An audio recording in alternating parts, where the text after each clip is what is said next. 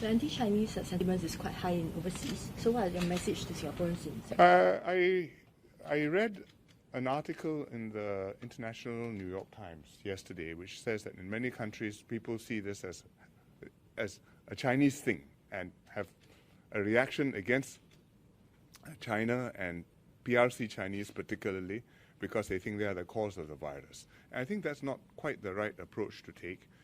This is an illness. I don't think the Chinese wished it upon themselves.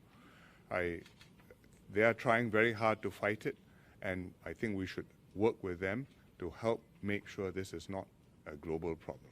We have to protect ourselves, but you have to be quite clear that this is a virus which is not a virus which only carried by people who come from China. It's a virus which can affect any human being, and I think we should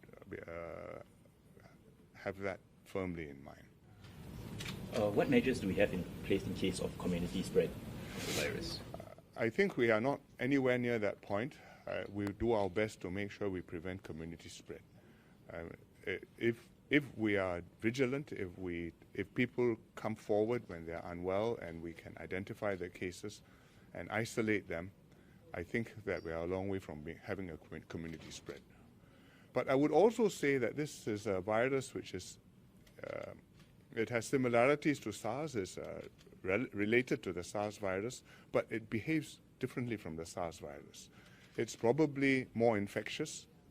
It's possibly infectious earlier, even before people have symptoms.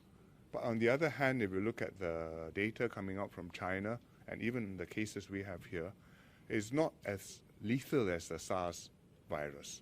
The death rate is much lower, and in China they are reporting that maybe about 20% of the cases they see become seriously ill, and the rest, some of them, we call it Wuhan pneumonia, but some of the cases, about half, don't even have pneumonia. They have the virus, they have an infection, but they don't have pneumonia. So it's an illness which we are still trying to get the shape of. I don't think we need to